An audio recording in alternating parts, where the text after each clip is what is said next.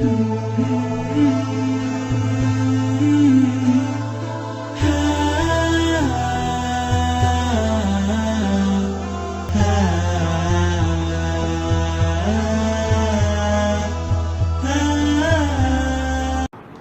setelah salam, saya mau nanya bagaimana caranya menghilangkan ain yang telah terjadi atau menimpa pada kendaraan pribadi. Mohon dijawab Ustaz, jazakallahu khairan. Ain, betul, ini perlu sekali dibahas. Ain, bagi yang belum tahu, itu artinya mata ya. Sebenarnya dalam bahasa Arab artinya mata. Nah, seringkali teman-teman sekalian, orang di Indonesia ini tidak menyadari masalah ain. Jadi orang kalau biasa hatinya hasad, iri, ya, dengki, maka dia tidak bisa melihat orang lain punya kelebihan. Kapan dia temukan orang lain punya kelebihan, maka langsung, otomatis dia langsung merasa iri. Kenapa dia dapat, kenapa dia lebih gagah, kenapa dia lebih pintar, kenapa dia lebih cantik, kenapa dia lebih kaya, kenapa, selalu saja dia was-was dengan masalah seperti itu. Dan ini berbahaya, bisa naik ke matanya.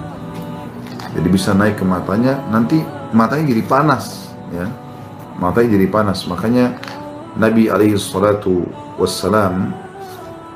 itu sempat mengingatkan, sesungguhnya ain itu benar. Ain itu benar terjadi. Innal aini lal haqq, pasti benar terjadi. Dan Nabi SAW sudah mengingatkan juga, ya, hati-hati dengan ain, karena dia banyak sekali membuat manusia masuk ke dalam kuburan dan juga membuat, ya, manusia masuk ke dalam kuburan dan juga membuat unta masuk ke kuali. Jadi memang harus hati-hati sekali, ya. Baik, bagaimana solusinya? Kalau Anda belum kena ain, maka solusi yang paling pertama Anda selalu membaca zikir pagi petang, baca doa kalau mau keluar, ya. Terus saja begitu, terus saja, ya. Anda membaca itu, baca. Jadi baca doa keluar rumah, ya, baca zikir pagi petang. Dan juga jangan lupa kalau sudah ada yang puji, misalnya orang mengatakan, oh gagah ya, oh cantik ya, oh pintar ya, oh kaya ya, oh kamu hebat ya. Selalu kita bilang, ingat kalimat ini, Masya Allah, Tabarakallah. Masya Allah, Tabarakallah. Selalu bilang, Masya Allah, Tabarakallah. Walaupun dengan diri kalian kita sendiri. Walaupun diri kita. Ya, walaupun juga hanya diri kita sendiri.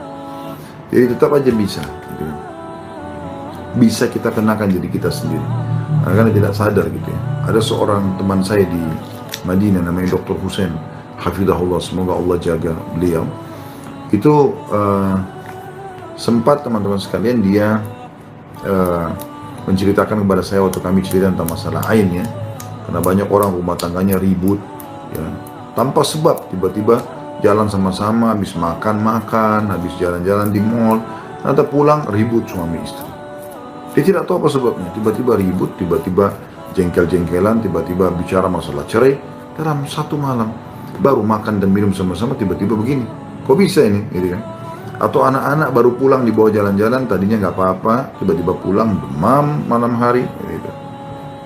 Jadi masalah ini, demam di malam hari, ini kan jadi muskil juga ya.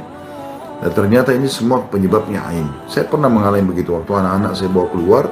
Ternyata pada saat kami balik ke rumah, gitu kan, kami temukan ternyata demam.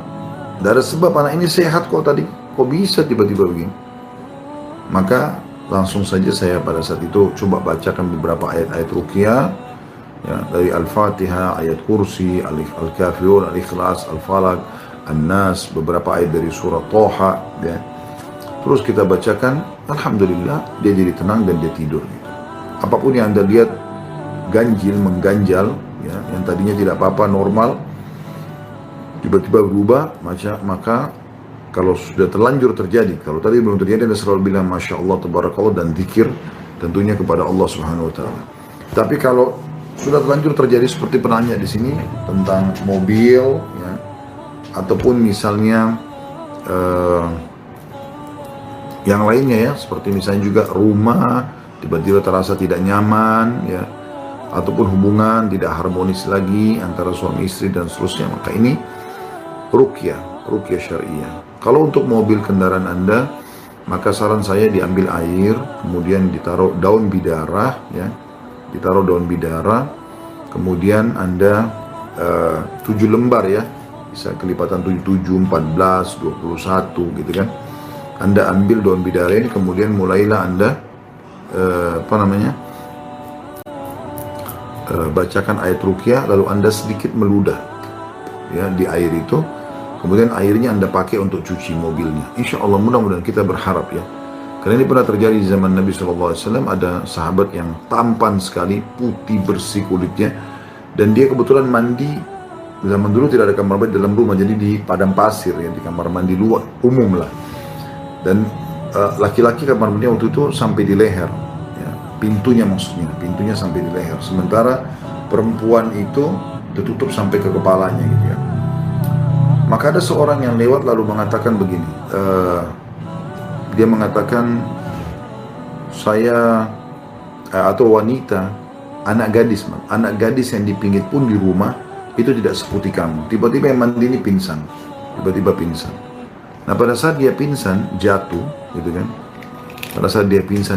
maka pada saat itu pula beberapa sahabat melaporkan kepada Nabi SAW, ya Rasulullah, ada orang mandi begini kejadiannya. Lalu Nabi SAW mengatakan, coba tanya siapa yang lihat dia pada saat dia mandi. Mereka mengatakan si fulan, disebutlah namanya. Lalu Nabi SAW panggil, Nabi mengatakan, kenapa kau tidak bilang Masya Allah, Tabarakallah? Maka setelah itu Nabi SAW suruh dia berwudu, air wuduknya disiramkan kepada sahabat yang pingsan tadi ini. Dan bangunlah dia. Maka ada penggunaan wadah air ya. Apalagi kalau Anda tahu siapa yang hasad gitu. Kalau tidak, air umumnya Anda ruqyah, insya Allah bisa. Assalamualaikum warahmatullahi wabarakatuh. Bagaimana cara menghilangkan rasa parno dengan penyakit? Bahkan sampai saya takut sekali mati.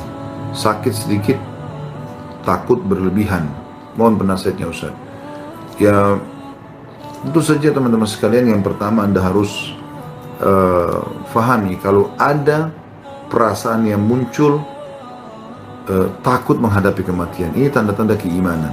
Itu dulu. Tanda-tanda keimanan. Karena dengan Anda coba ya merasakan kematian itu, maksudnya coba, oh ini saya mau mati nih, nanti apa nih persiapan saya, rasa takut, khawatir, itu tanda keimanan. Kalau Anda makin dekat ibadah kepada Allah, makin muncul perasaan itu supaya Anda terus dalam ibadah. Jadi itu bukan sesuatu yang perlu dibuang, dihilangkan ya, tidak perlu dihilangkan. Itu sangat bagus ya, itu sangat bagus. Kemudian kalau masalah bagaimana menghilangkan rasa parno dengan penyakit, ya mungkin Anda harus pahami kalau penyakit itu kan datang dengan sebab ya, biasanya ada sebabnya. Anda coba jauhi sebab-sebabnya ya. Pengalaman yang lalu menyebabkan Anda terjerumus dalam masalah itu Anda jadikan sebagai pelajaran. Itu yang saya ketahui. Mudah-mudahan insya Allah sambil berdoa kepada Allah SWT diangkat masalah itu dari Anda ya. Kemudian